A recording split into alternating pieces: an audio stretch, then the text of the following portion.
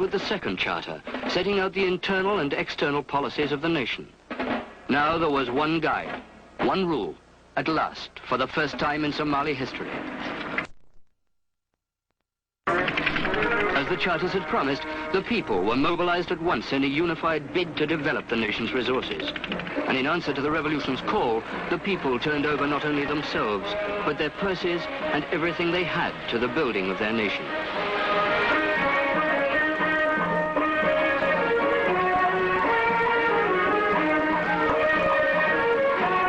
Roads and communications were the first to be improved, a vital consideration if the country was to be united in its efforts.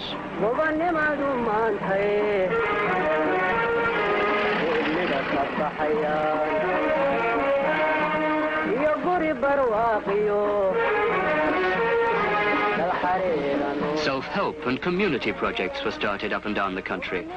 No longer was Somalia too smart under its tag as the graveyard of foreign aid.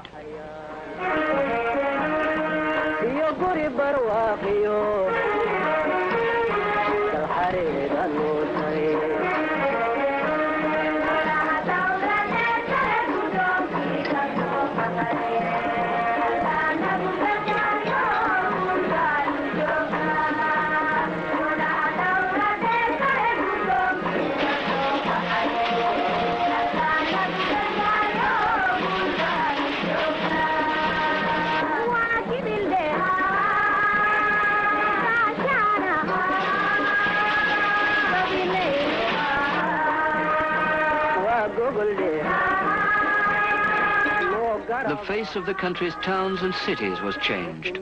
Mogadishu, the capital, was here a mirror to the country's progress elsewhere. New and badly needed housing estates sprang up everywhere, set in newly landscaped gardens, or among green trees and flowers. A remarkable symbol of this reawakened national pride is Mogadishu's Juba Hotel, built entirely from the voluntary contributions of the Somali people.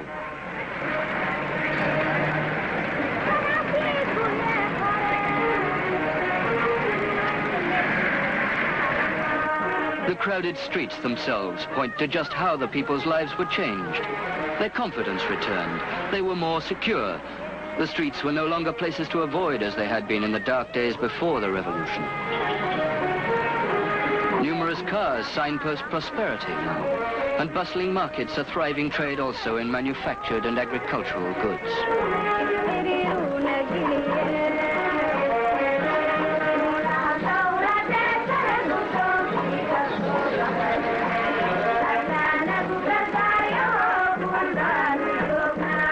For the first time in Somalia's history, her national heroes were honored as they deserved, not forgotten or ignored as they had once been. Statues were raised to Mohammed Abdullah Hassan, to Hawatako,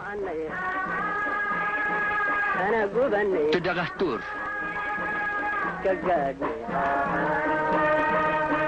Mogadishu grew in size, in population, and in trade. Being a coastal trading city, a modern harbor was essential to her. The revolution saw to it that she got one. Construction was started almost immediately on the extension and modernization of Mogadishu port, preparing it for a rapid expansion of the country's foreign trade.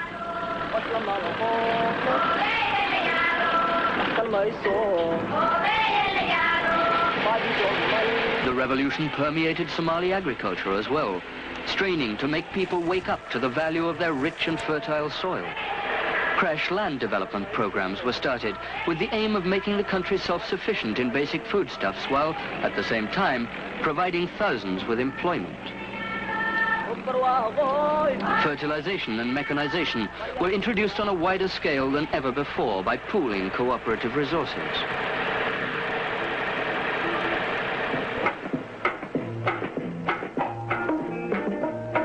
Canalization was extended also to make the widest possible use of the country's reliable water resources.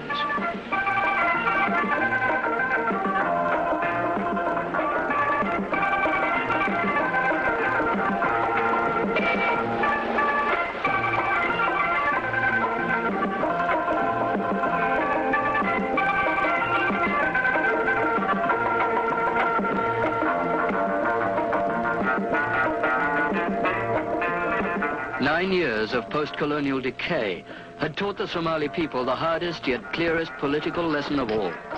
Political independence for them would remain just a meaningless slogan for as long as they were unable to rely on themselves alone to assure the basic means of survival.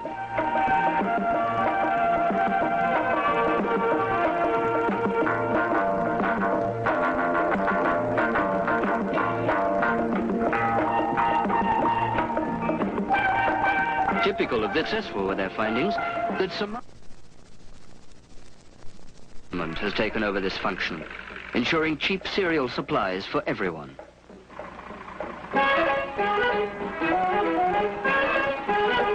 Alongside the revolution in the fields has come a revolution in agricultural industry. Factories such as this, making pasta in machinery bought with money saved on crop imports, have sprung up to produce Somalia's own. Imports are no longer needed.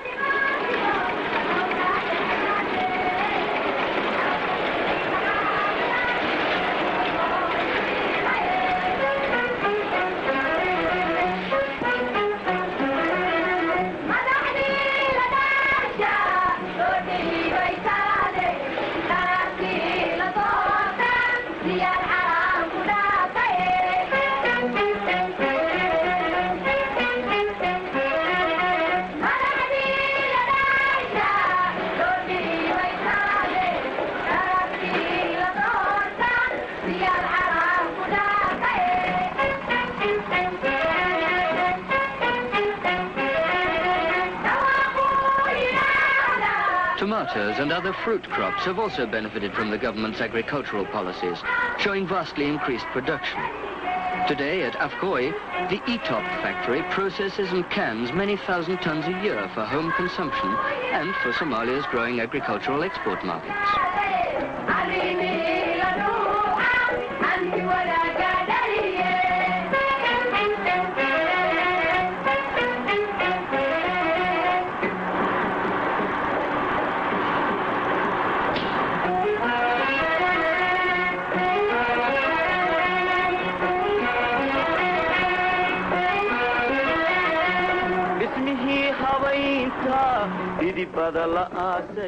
Bananas today are Somalia's second largest export. Yet in colonial times, the plantations were the exclusive province of the Europeans, who limited their development to meet the import needs of the colonial mother country alone.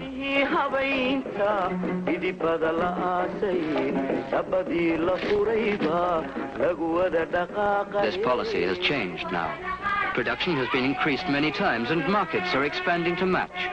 Furthermore, today, government investment grants have enabled even the poorest of farmers to grow bananas, where before the revolution they lacked both capital and machinery. Today, quality control and packaging plants are being set up throughout the fertile south of Somalia to meet the stringent demands of this rapidly growing trade.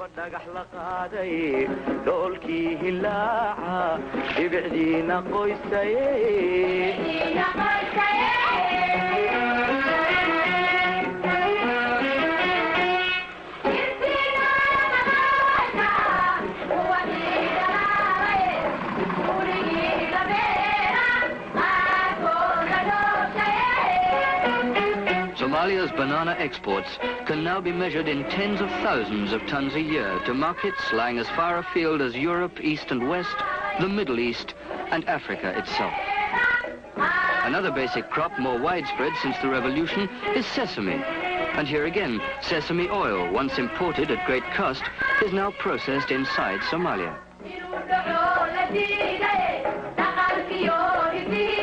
Experimental tobacco plantations also were successfully laid out in various parts of the country.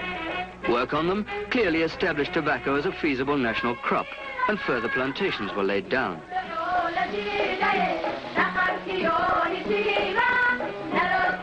Backing the tobacco plantations came a large cigarette factory in Mogadishu that currently turns out 1 million Somali cigarettes a day and aims in the middle future to increase production further and meet the entire country's needs.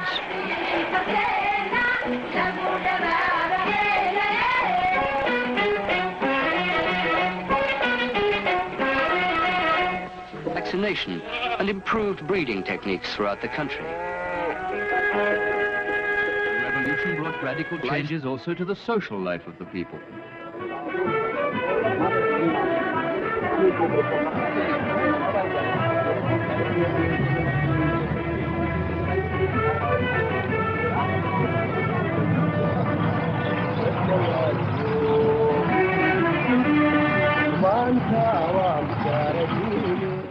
A rural development campaign based largely on student-teacher volunteers and backed by the slogan, "If you know, teach; if you don't know, learn," was one of its major achievements. Never before had city and country dwellers made contact in such a way. This unprecedented drive against illiteracy bridged the social gap of centuries, bringing mutual understanding and a sense of common purpose to the far-flung peoples of the nation. The Rural Development Campaign had a second purpose besides, the teaching of health and basic hygiene. Nothing remotely like it had ever been tried before. For the first time in their history, the Somali peoples were brought together as a whole, not as rival clans or factions, but as a nation, eager, from these small beginnings with the reading and writing of their mother tongue, to grow and prosper for the common good.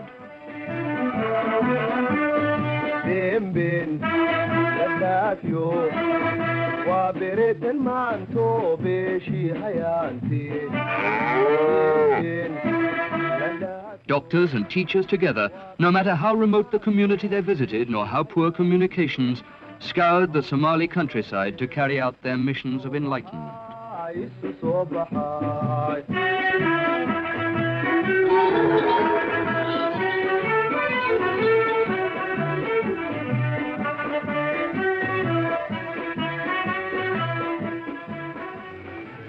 For the campaign, the entire nation was mobilized. Its every resource, both human and material, were drawn upon.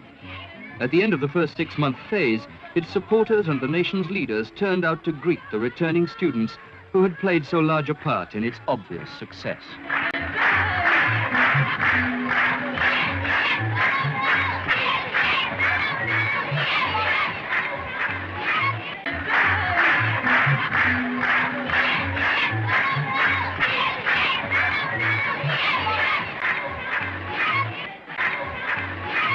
It was time to acknowledge that this was also the first time the nation had benefited from the collective energy of its young people, of its students, who would be among its leaders tomorrow.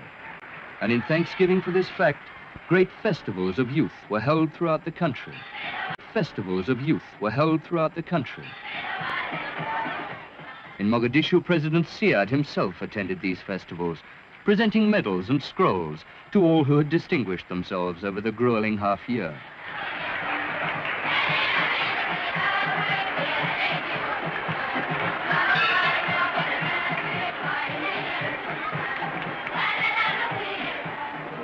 With the campaign, the Somali people had reached a peak of national unity. Its benefits seen, progressive forces throughout the country stood ready to defend the gains of the revolution. Students now, with teachers, youth groups, doctors, farmers, engineers, and the armed forces themselves, were all united in their resolve to carry the nation further still.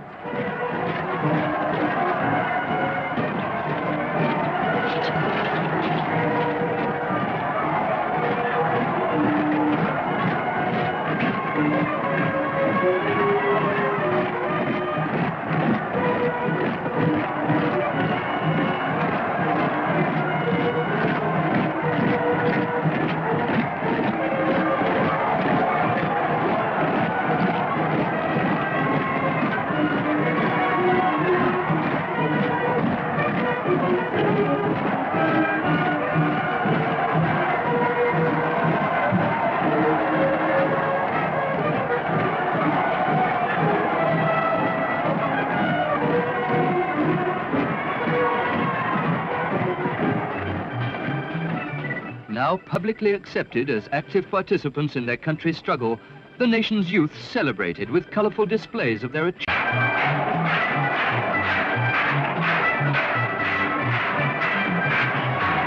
Hopes.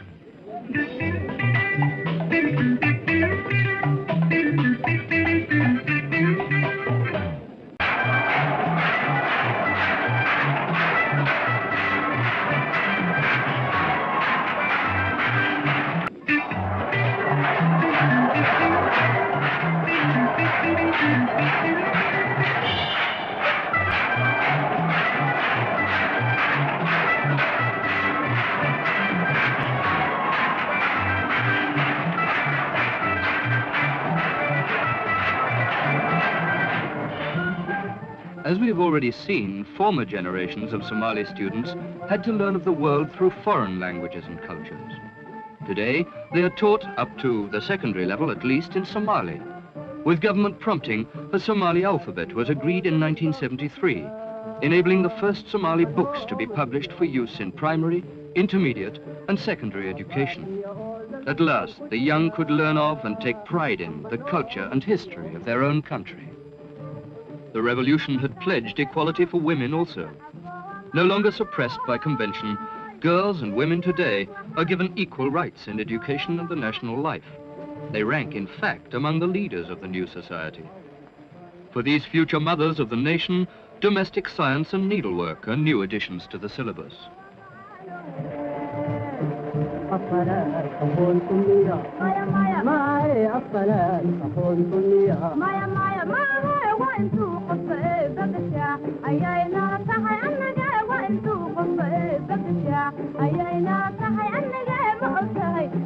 And the educated woman is important for another, equally fundamental reason.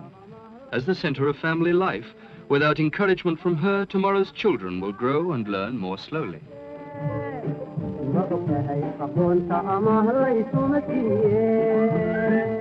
Any country without a national university will have problems in carrying out development projects on its own. It just won't have the skilled technicians.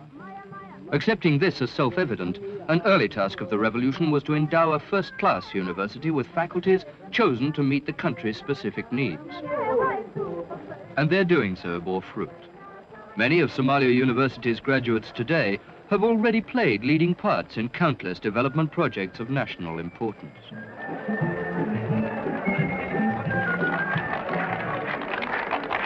Elections in '64 and '69 had caught the people confused and politically innocent. Now, special orientation centers were built where they could learn their basic responsibility towards society at large. The centers stressed the value of national unity. Above all, they worked to eradicate ancient clan divisions and feuds. The centers are working. People of all kinds gather here to discuss their problems, seeking and offering solutions on the basis of each other's experience. But they are not just political forums. Despite their title, they are used also as local sports grounds for the young, places where healthy minds can grow in healthy bodies.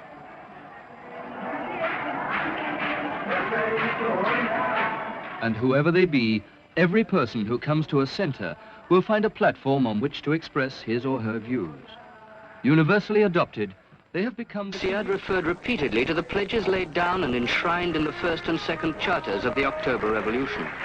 We made a promise to the nation, he said, that we would build a system within which the people themselves would have their say in the nation's affairs. Within a socialist system, this promise would be fulfilled as a matter of course. Our need, therefore, is to create just such a party to lead the nation towards its goal.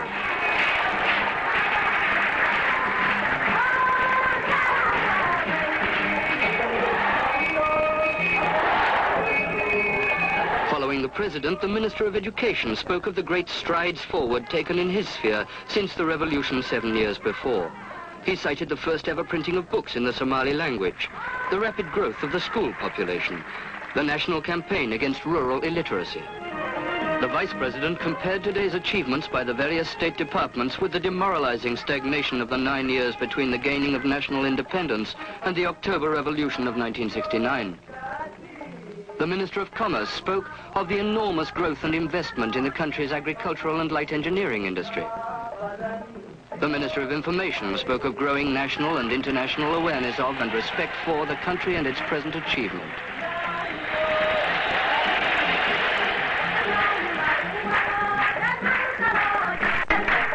The nation's progress was obvious, even though it still had far to go. But before we go further, we should ask, how had even this been possible, and why was a Somali Socialist Party needed?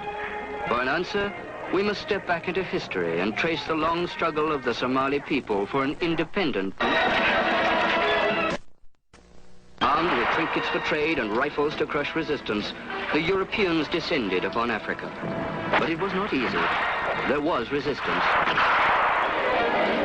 These centuries of piecemeal European exploitation led to a violent scramble for Africa. At Berlin in 1888, these quarrels were ended in formal partition treaties. In this, the Somali people were possibly least fortunate of all, as their country was divided 4 ways between Britain, France, Italy, and Ethiopia. However, the Somalis did not submit themselves to dozens of dervishes perished to defend their homeland against the foreign intruders.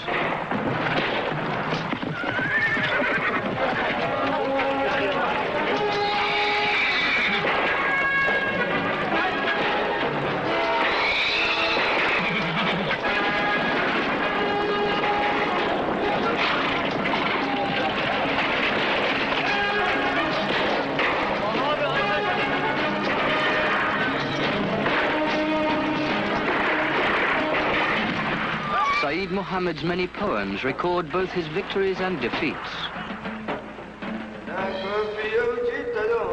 You are dead now, Caulfield, no longer of this world. A voyage without mercy was your portion. When bound for hell, you left for the beyond. If God so wills it, those in heaven will question you. When you see the companions of the faithful and the jewels of heaven, answer them how God has tried you. Say to them, from that day to this, the dervish assault has never weakened.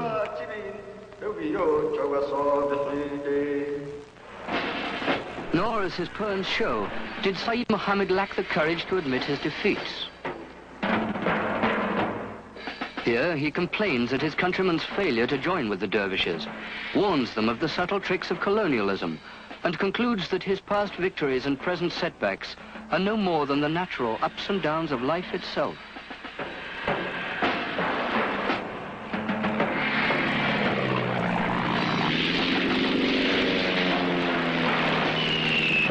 Suffer a serious setback. The years between 1922 and 1943 allowed the colonialists to settle down and rest. Now his prophecy of colonial evils came true. And once again, Somali heroes had to fan the flames of freedom in 1943.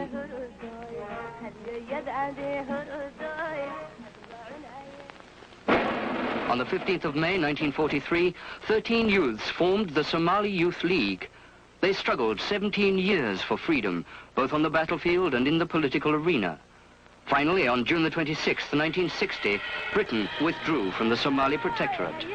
And on the day the Italians left, July the 1st, 1960, the Somali Republic was declared with 5 million people and a land area of 262,000 square miles. The longed-for day of freedom had dawned at last. But what would it bring? Political independence was won, but the colonial masters still lingered in the wings. The dream of national unity was shattered by the intrigues of countless rival political parties. The country, with its 2,000-mile coastline, was left undeveloped. Neither the resources of the sea nor those of the land itself were put to use. While the politicians wrangled, exploiting public funds and foreign aid, the people awoke from their dream of independence to a reality closer to nightmare. And the politicians' answer to their complaints? Yet more political parties. And the people's lives continued as before. Unable to help themselves or change the course of events, they became poor, disheartened, apathetic. It was the nomads, the country's largest social group, who suffered worst.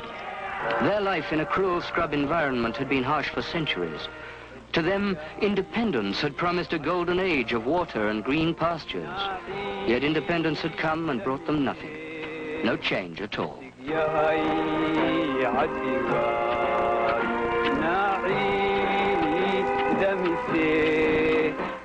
Every political party boasted its own homespun insignia in lip service to a national commitment. But in the pitifully few schools of the country, the language and cultures were still foreign, English or Italian.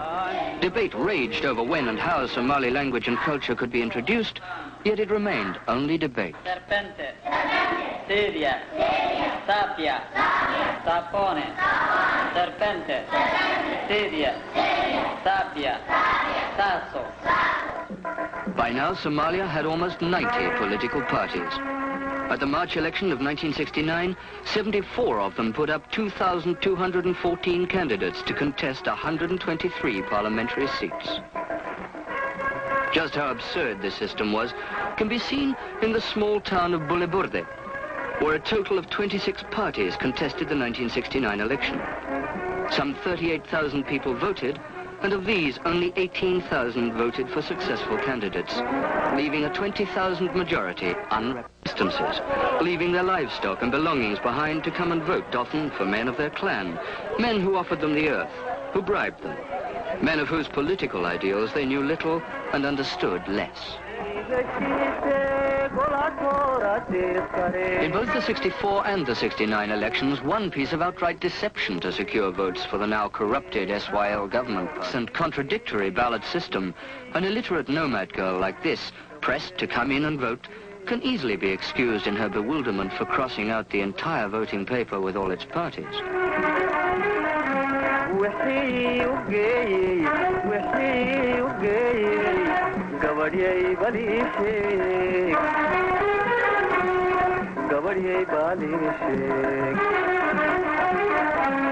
Bah, absurd.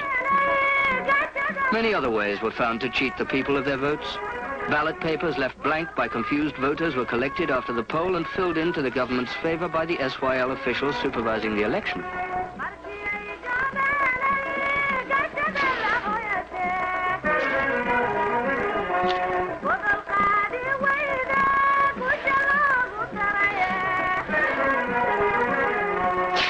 Then there were other tricks. Extra fingerprints, even fictitious names could be added to the government poll. Nobody would check.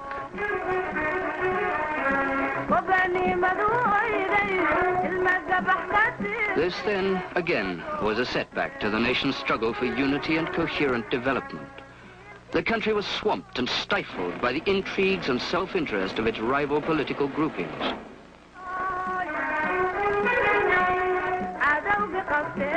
And so the results of the 1969 election. The SYL won 73 seats. 26 other parties won 50 seats between them, but of these, 49 joined the SYL after a month in the hope of obtaining ministerial posts. Today's vote is tomorrow's history. Their headlines blazed.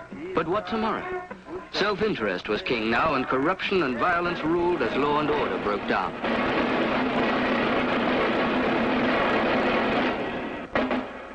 Then came a day, October the 21st, when the armed forces arose in a bloodless revolution to take the nation's future into their hands.